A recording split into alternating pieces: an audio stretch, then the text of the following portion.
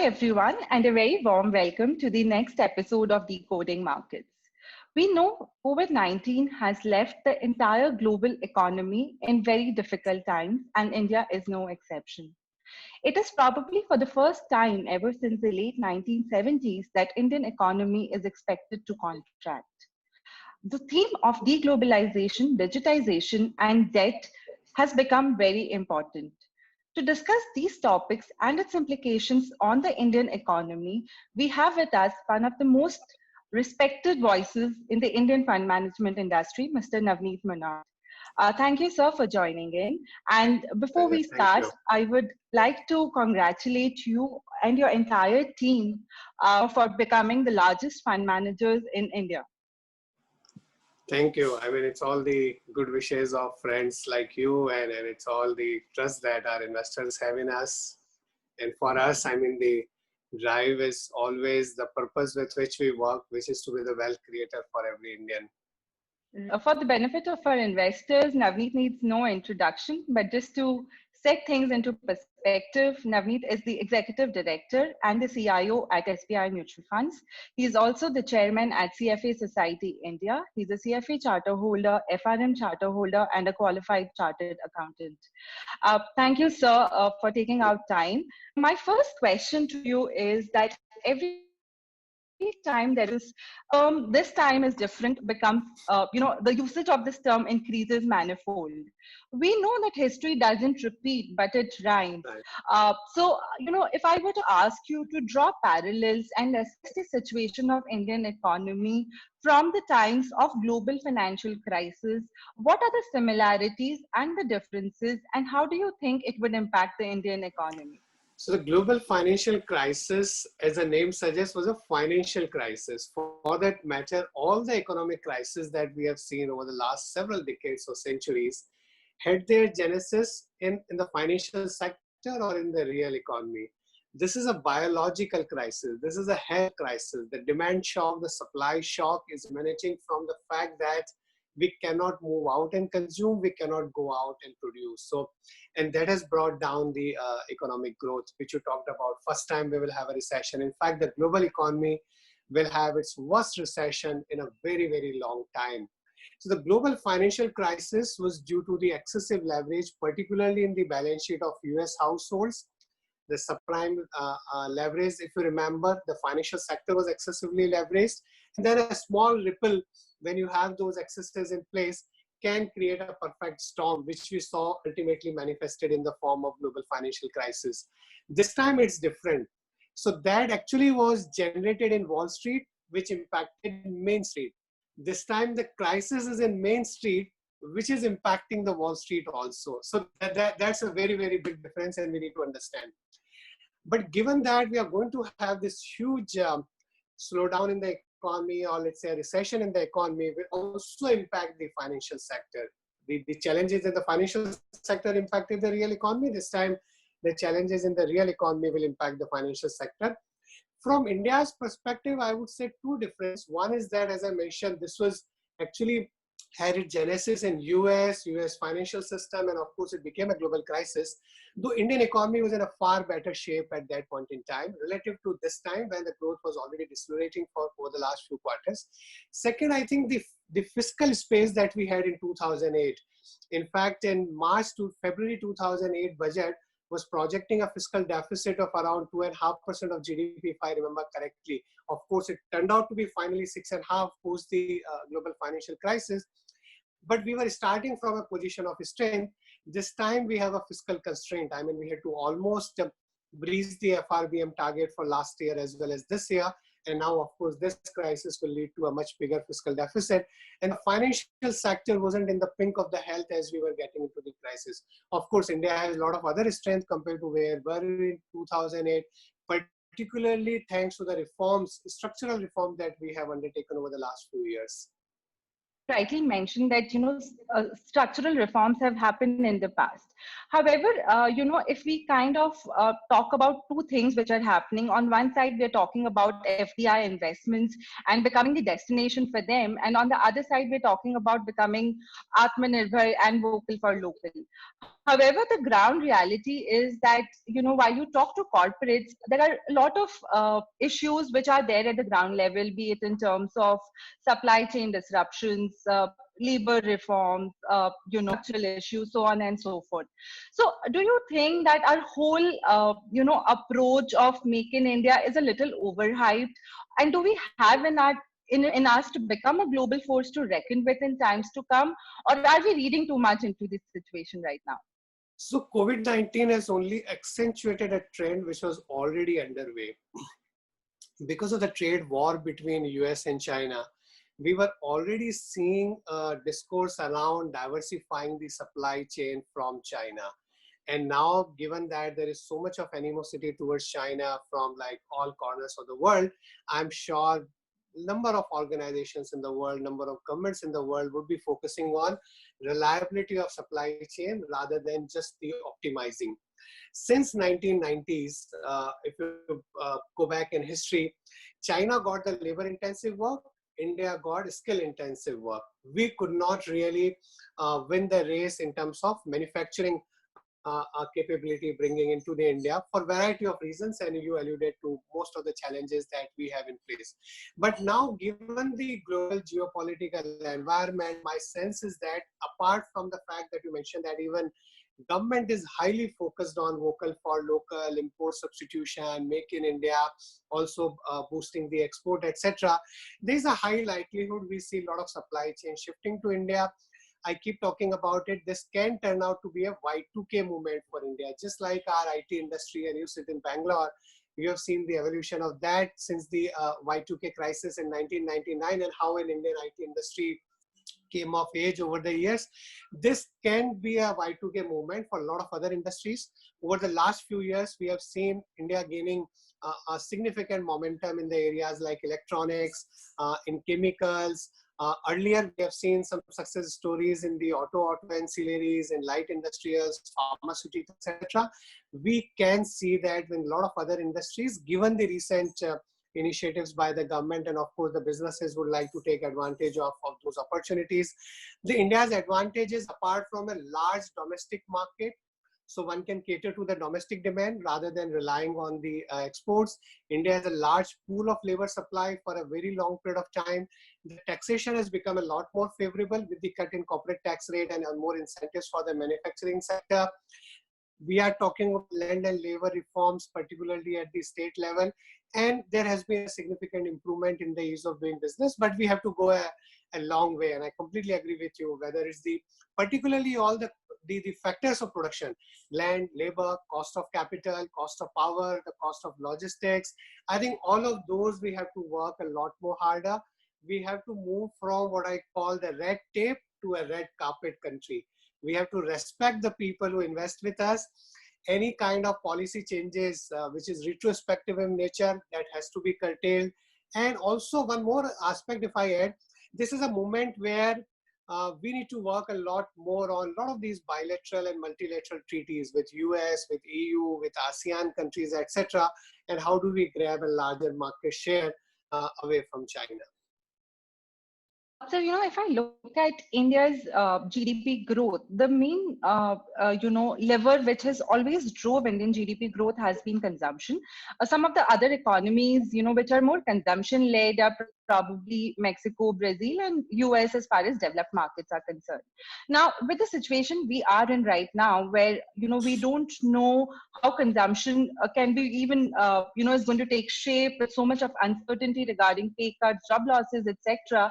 Do you think that it is probably the right time, to shift from a consumption-led economy to an investment-led economy? And what are the key policy changes in your view the government, can resort to kind of have the situation amplified and done faster? So it is not either or, that whether consumption-led or investment-led, because they are also interlinked. Investment-led growth creates jobs. That in turn creates income growth for people. That in turn creates more savings and then more investments for people. And this whole cycling of the economy has to kind of work in tandem. You have four engines or four cylinders of growth. You have private investment, private consumption, exports, and government expenditure. In last couple of quarters, it's been the government expenditure which has been the main driver of growth, while private consumption has slowed down recently. Investments has been at a multi-year low, and exports have not been growing for a very long time. The time is right now that we start focusing on a more balanced growth. Without investments, the stage at which we are in terms of our growth cycle of the economy, we cannot really boost the consumption growth. Because as I mentioned earlier, to create jobs, you have to do investment both in the infrastructure, which improves the productivity of the economy, efficiency of the economy, potential growth of the economy, and the private sector ultimately, which is a bigger driver of the job creation and the growth momentum. So I think we need that, and I think time is absolutely right. If we can take advantage of this opportunity that can come on the other side of the crisis, India should look at more balanced growth, and we need to focus a lot more on the investments. Consumption, I mean, given that we are at 29 or whatever that age, the median age of the country is, we are starting at $2,000 per capita GDP. We have a long, long way to go. India's middle class actually is very small relative to the size of the economy. And we still have to move millions of people out of abject poverty into the consuming class, and then to the middle class, and then of course to the higher consumption class. So we have a long, long way to go. You mentioned that, we need to kind of ramp up our investments. But if you look at one of the biggest challenges which the corporates are facing is increased debtophobia or risk aversion on the part of banks. So, while they need credit offtake to ramp up, their investments, their capex requirements, etc. But for the last couple of years, banks have kind of, sat tight on the high amount of liquidity in the system. So, in this absence, what do you think will trigger the revival for the businesses? And what is it, you think that will give a lot of comfort to the banking sector to extend lending to the corporates in India? So, I mean, we had a situation for a couple of years where corporate sector was in the process of deleveraging its balance sheet. With excess leverage in the corporate sector, excess investments were there. Banks were saddled with the NPAs. Banks were cleaning their books. Corporates were kind of cleaning up their balance sheets. Now that process, I think we were coming to a close, and we were looking at starting another cycle of investment. But then this crisis has hit us, and at the beginning of the year, nobody was imagining that instead of having a 5 to 6% growth, we are going to have a degrowth of 6%. So of course, investments will get deferred. Why the financial sector has been so risk-averse? I mean, the economic environment is such. In such an uncertain environment, you would expect every lender to be very, very cautious. And that's a situation we are seeing even in our mutual funds, where most fund managers would like to be at the extreme upper end of the credit curve. I mean, in terms of the least risky papers one would like to buy. The interesting aspect about India is that the corporate debt to GDP has been falling, and it's not at an alarming levels. In fact, it has the potential to go up over a period of time. And one of the good things that government has done, in fact, we have discussed before that fiscal space is very limited. So the government hasn't really spent too much of money to stimulate the demand. What the government has done is announcing some of these guarantees for the loans given by the banks. That in essence was to get the multiplier effect to the monetary bazooka that RBI has unleashed. So RBI has given lakhs of crores of liquidity, has released lakhs of crores of liquidity into the banking system. Because banks are risk averse, they were not lending. Government has provided some sort of guarantees or backstop, etc., to ensure that banks go and lend that money to the corporates, particularly to SMEs, MSMEs, micro enterprises, agri credit, exporters, so on and so forth. I think that will help the corporate sector to some extent. Larger corporates were a lot more reliant on ECBs and foreign money over the last few years, particularly in last 1 or 2 years. I think there will be some challenges on that space. So maybe some of that borrowing will also shift to the our banking system. Now, good part is that at least for the upper tier, I mean, at least for the top tier corporates, rates have fallen very, very substantially. I mean, you can borrow short-term CP at like 3.5%, 4%, and bonds at like 5.5%. So for top-tier corporates, rates have come down. Over a period of time, it will percolate down to the lower rated papers as well. So from phobia to philia. So you mentioned about every fund manager looking to go into AAA sovereign gilt. Uh, Uh, and similarly, we are seeing in equity market also worldwide, the trend is shifting toward high-end technology companies. So what most of the analysts, including you, are saying, what industrialization was 3 decades or 2 decades back is what digitization is at this point of time. While we do agree that we don't have the technical prowess of what US companies have, but still we have seen decent amount of interest in even Indian companies like Geo Platform. So given the light of these things and given the interest for digitization, in the listed space, which sectors do you feel in India will be the leaders in terms of causing disruption and create wealth for the investors in next 1 or 2 decades? So you rightly mentioned that the companies at the cutting edge of technology, at the particularly the digital technology, have been doing very well globally. That's the reason, I mean, S&P or Nasdaq is at like an all-time high. There are not only the technological disruptions, there are a lot of disruptions underway. Disruptions in geopolitics, disruptions in policy, disruptions in supply chain and logistics. Be it we were talking about the technological disruptions. There's going to be a lot of disruption in consumer behavior. So every sector will get impacted in some or the other form. And as we were discussing, can this be a Y2K movement for India? I think organizations that can take advantage of these opportunities, who are more nimble and agile, I'm sure will actually come out stronger from this period. Of course, I mean, the telecom companies have been a clear beneficiary because the data usage has gone up as almost every organization, every government, every individual focus on the virtualization of processes. I'm sure there are going to be newer opportunities for the technology companies in India. There are going to be opportunities in the healthcare where hundreds of billions of dollars will get spent over the next several years. We talked about the import substitution, vocal for local, and I'm sure a lot of companies will benefit there.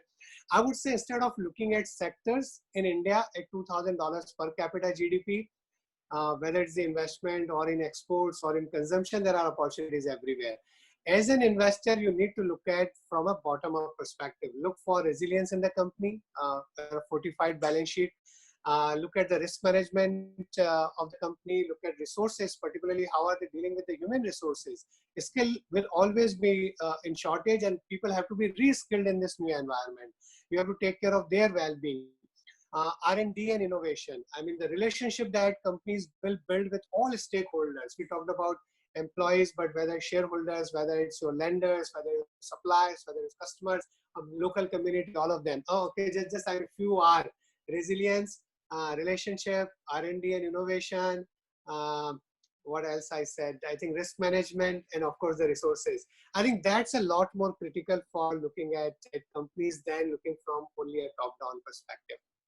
So my next question is something which is not only relevant to investment fraternity, but it is relevant to every individual, be it a first grade student or be it us or be it even you. It's about anticipating the future and planning for that. So I remember last year, Wall Street was abuzz with this particular thing that we will have recession because yield curve inverted. And we got recession. So I don't know whether that can be attributed to yield curve or COVID or something which is beyond us. But the basic question which I have is that it's very difficult for even collective human wisdom to predict how future is going to be. And when we have a risk situation, the variables are so high that it becomes even more difficult. To give you an example, even in this crisis, we had multiple Six Sigma events like oil shock, which we happened to have in the month of April and May. So as an investor, or if I am running a company or I am a corporate, how do I plan and prepare for these kind of black swan or Six Sigma shocks? Or is the first question is it possible for me to plan for these things? And if yes, how? Predicting future is tough. You know what? I mean, oil trading at a negative price was absolutely Six Sigma. No trader would have ever predicted something like this. And if you look at this century, and that's true of like any time, maybe more so now in this century, you have to prepare for a lot of unknowns. I mean, look at the start of this century. We started with a big dot-com bust in 2000, which was like such a big event for the world. Then you had 9/11, one of the biggest geopolitical crisis of our time, then a global financial crisis. We saw a sovereign debt crisis in Europe in 2012-13. Earlier, we used to think about the emerging market debt crisis. We never had a sovereign, I mean, in developed world. The taper tantrum, the emerging market crisis that came, 2016, the commodity price crash and the problems in China, demonetization. Now we're talking about this COVID crisis. So you have these one-off events happening on a recurring basis. And every organization, every individual, every investor need to keep in mind that there are things which are known, there are things which are known unknowns, and there are things that you may have to deal with which are completely unknown. And that's where the importance of risk management, that you can do any amount of scenario planning, which you should be doing. But how do you create feedback loops? How do you make yourself anti-fragile? I think that's one of the biggest, I would say, a quality that everybody needs to develop, because the pace at which the change is coming. And in this particular crisis, what's happening in terms of the biological crisis, the geopolitical crisis that we have touched upon, the economic crisis which is staring at us, we didn't talk about the social crisis, the rising inequality, or the race conflict that you are seeing in US, or the migrant crisis that we saw in India, or I think various other parts of the world. I mean, there are so many of, and then the natural crisis. We were talking about the climate change. Look at the cyclones and the locust attack and what all the earthquakes that we had to go through. Now, with all of that, how do you keep ensuring that you not only survive but then keep thriving? I think that's a different skill set altogether, and I think everybody must work very hard at it. That's a great question. So you mentioned unknown, and my next question happens to be related to that. So while few months back we were all hoping vaccine, treatment, and all these things, but now I think we are coming to terms with reality, and we feel we will have to learn to live with COVID, and that's true for individual, that's true for companies. So being the biggest money manager in the country, you would speak to a lot of top managements in different companies across the sectors. So as a third person, do you think our Indian companies are adequately prepared for the times to come? And is it that they can do it on their own, or they need a big support from the government to rise in this particular occasion? So, I mean, I always say this, that, I mean, of course, it's a cliche, necessity is the mother of invention. And I say that constraint is the mother of innovation. Unless you are constrained, I mean, some of the best things don't come out from us. I mean, this work from home has brought, very, very interesting things at our end. Change is brought when you are forced to, and we are clearly seeing that. I think there are, when we meet the management, we clearly see two kinds of trends. There are companies where they've always been focusing on business continuity plan, on disaster recovery. They're always looking for these unknowns, trying to make them anti-fragile. You see one set of companies who have been complaining that, we have been hit by the external crisis, and they want to go back to the world where we were in February. And there are another set of management, another set of companies who are adapting to this new world, who are nimble, who are agile, who are thinking creatively and boldly. That world is not coming to an end. This is a crisis, but this crisis will also throw a lot of opportunities. There is going to be a creative destruction of an order which we have not seen for a very long time. People in business would remember what happened in early 90s when we really opened up and when we liberalized our economy. There was a different set of players who did well. There were a lot of established businesses who had to go belly up. We are going to see something very, very similar now. So people who can adapt, people who are nimble, I think they will do very well. The asking from the government, I think the immediate ask is government should do a lot more for stimulating the demand, because the private sector is going to be thrifty. Whether it's individual, whether it's business, we are all going to be focused on saving money, spending less, deferring our expenditure or our investments. Then there is only one balance sheet who can go and borrow money today and who can go and spend and create a demand stimulus. And I think that's the government's balance sheet, and people are expecting a lot more on that. The second aspect is the opportunities that we discussed before. I mean, the Y2K movement for India. For that, you need administrative reforms, you need judicial reforms, you need, I would say, more regulatory reforms. And I think you need a lot more ease of doing business. How do we take advantage of this opportunity and unleash the animal spirit, unleash the entrepreneurial spirit, which is there in India? And we have a lot of entrepreneurial spirit. In fact, because you are in Bangalore, I mean, I feel very positive about the vibe that I get while meeting the startups and those people there. And I think I always keep saying what the government should do is focus on getting the Indian talent back. The best of the doctors in the world, the best of the professors in the world, the best of the people in Silicon Valley are Indians. Can we provide them a platform and an ecosystem where they can create the same magic coming back to India? Right. So that's very interesting thought. And so my last question, and it's about a set of people who you feel really passionate about. It's your investors or Indian investors in general. So I'll again start with a cliche that, there are decades when nothing happen and there are weeks when decades That happen. indicates happen. Um, Yes. So what we have seen is that, we have seen a lot of paradigm shift in a lot of things, be it about political situation, be it about economic models, be it about healthcare and sensitization about one's individual health. When these kind of times come, we all introspect, and I'm sure our investors also must be introspecting. So, as a person who has seen so many investors and so many cycles and very, very different times, what do you think should an Indian investor do in terms of his investment philosophy? Whether one should maintain status quo, or is there a time for us to introspect and say that our investment philosophy also needs a change and maybe a paradigm shift? So, what would be your advice on that? See, the fundamental tenets of investing, they don't undergo a change. But there are definitely these kind of moments which lead to think a little differently. But otherwise, the fundamental tenets of investing don't change. They haven't changed for 100 years. They are unlikely to change in this cycle. We briefly touched upon this entire aspect of unknown. That every 1 or 2 years you have an event which you could not predict. Now, how do you, while building your portfolio, how do you account for that situation? And I call this, that left tail risk. A left tail in a distribution is events which have a very low probability of happening but have a huge consequences. Something like what we saw in March, where markets can fall 40%, but you could not predict that event. A 1% probability of that happening. And there, I think, how do you bring that into your overall asset allocation framework? It also depends on each individual. How do you put your personality into the decision on your setting up your financial goals and doing the asset allocation? Can you take that 40% drawdown in your portfolio in that month and still remain very patient and probably take advantage of that? Another thing, again, talking about that left tail risk or the way markets have been, and we see at times this disconnect between the macro fundamentals and the market fundamentals. And a classic, I give you the example. So when we had 500 cases in the month of March, around 21 or 22nd of March, the Nifty was at 8,000. And now we have 500,000 cases and Nifty is at 10,000. Now trying to time the market based on what you are seeing around is very, very difficult. And I would go to an extent say it's futile to do that.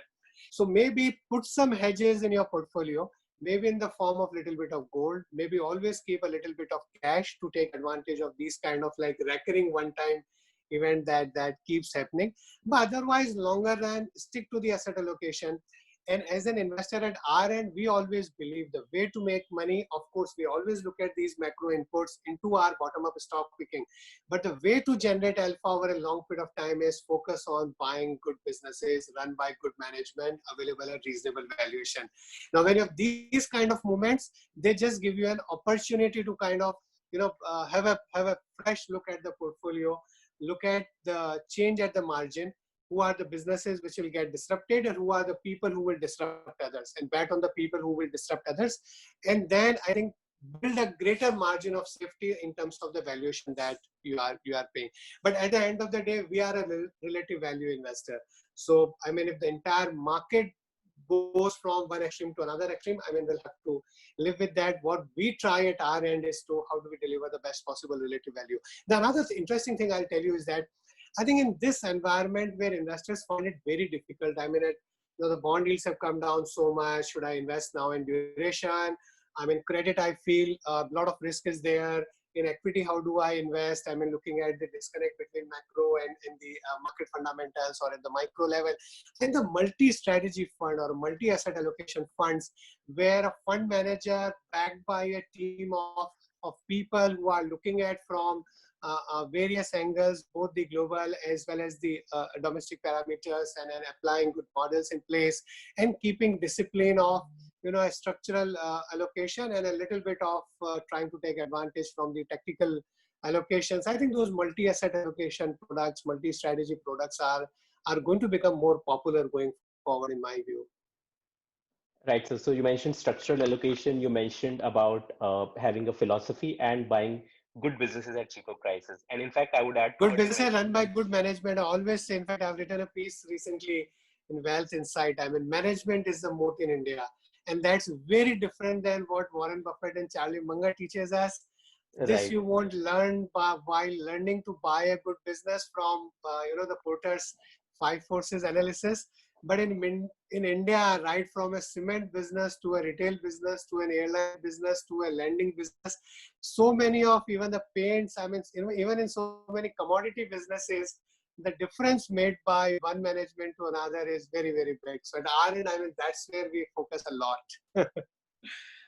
That's very true, sir. And in fact, going back to your answer, you mentioned one thing, that when cases were low, market was low. When cases are high, market is high. In fact, we were speaking to R. Srinivasan of your team last week, and he gave another similar example where he said, when cases were low, fear was high. When the cases are high, fear is low. The So fear is low, yeah. Inverse so we correlation. were discussing, and at the peak of the fear in the team, and he said that, I mean, I feel, how do you feel, if anybody was asking, and we were saying that we are feeling anxiously excited. Anxious Right. for all the obvious reasons, that we are going to have this huge health crisis, economic crisis. We don't know what kind of stimulus we'll get, whether that will be effective, what the impact on the financial sector would be. Then you got hit by the rating downgrade, and all the natural, the cyclones, etc. that we had. So many things have hit you, and markets have gone up from 7,600 to 10,000 plus where we are today. So I think the focus must be on bottom-up stock picking. That's what in our equity funds we have always been focusing on that. Also, when you asked about the investment implications, I always see this. People talk about, we are cautious on market, let's only do large cap. At our end, we have a very strong view that investment philosophy is not dependent on the market capitalization of the company. For us, the size of asset doesn't give you stability. Your higher market share doesn't make you more predictable long-term winner. What makes you a long-term winner is the agility, is the nimbleness, is the adaptability, is how do you build those feedback loops? How do you take advantage of the newer opportunities? How do you ensure that you don't get swayed by the volatility or the noise or the short-term crisis that can hit you? I think those are a lot more important. And those are very relevant, so because we read all these things in textbooks, but getting reiterated from somebody like you, it helps us a lot. So this brings us to the end of this conversation, and a few key takeaway for me. First, in terms of understanding Genesis, you made it very simple that this is the crisis which was created in the Main Street, and it led to crisis in the Wall Street. And you also gave the solution that we have to move from being red tape to red carpet country. And one thing I must admit here is that you are among one of the few people who we find very visionary. In fact, one of the recent articles on you, which I was reading a few days back, mentioned that you want to be the fund manager to every Indian. Wealth creator for every Indian. I mean, that's a dream our entire organization gets driven by. Thank you so much, sir, for taking out time today and sharing your thoughts with us. And we are very sure that these thoughts are going to educate and help our investors going forward. Stay safe, sir, and from our entire Zwest team, we wish all the best to SBI Mutual Fund and everyone in your team. Stay safe, sir.